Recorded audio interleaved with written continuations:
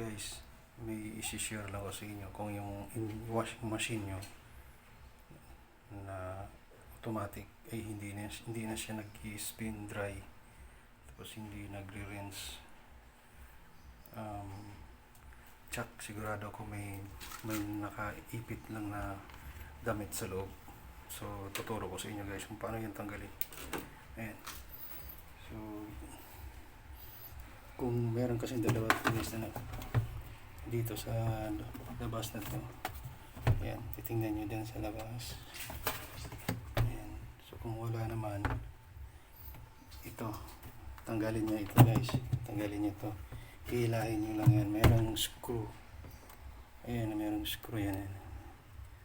Hilahin nyo lang, tapos tanggalin. So tatanggalin ko muna to guys, yung screw, meron itong 4 na screw, ayan o. Ayan, tanggalin natin.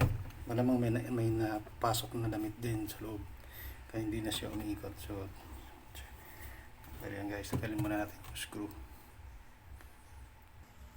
Diin. Dito ano, Start na?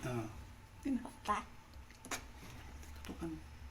Ito guys, yung yung screw. So hihilahin niyo lang, tapos yan, tanggalin. Okay, tanggalin natin to. Ito na guys, natanggalan natin yung 4 na screw.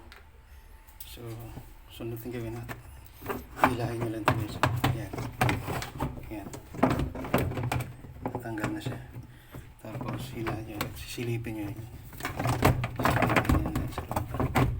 Ayan o, yan. Ayun. Ayun guys, hindi lang makita, pero meron yung nakabara doon guys. Pakita ko sa inyo mamaya, medyo madilim lang. Okay. So yun na, malamang yun na yung dahilan yun. Kukunin ko muna guys. So yun na guys, so meron nakaipit. Ayun guys.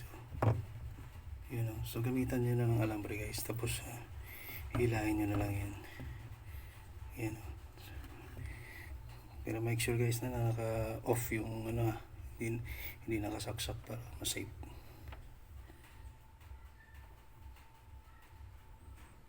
Yan na guys, oh. Yan, nalabas na natin. Yan, yan.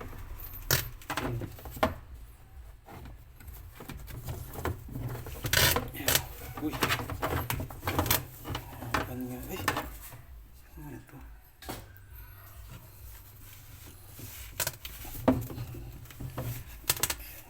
Push muna natin guys. So ito na nga guys, yun, ito yung nakuha natin. So ito talaga ang cause kung bakit ayaw umikot, yung ayaw mag-spin. So yun na guys, sana may hindi ko na iti-test kasi hahaba pa yung video. Ayan. So thank you guys.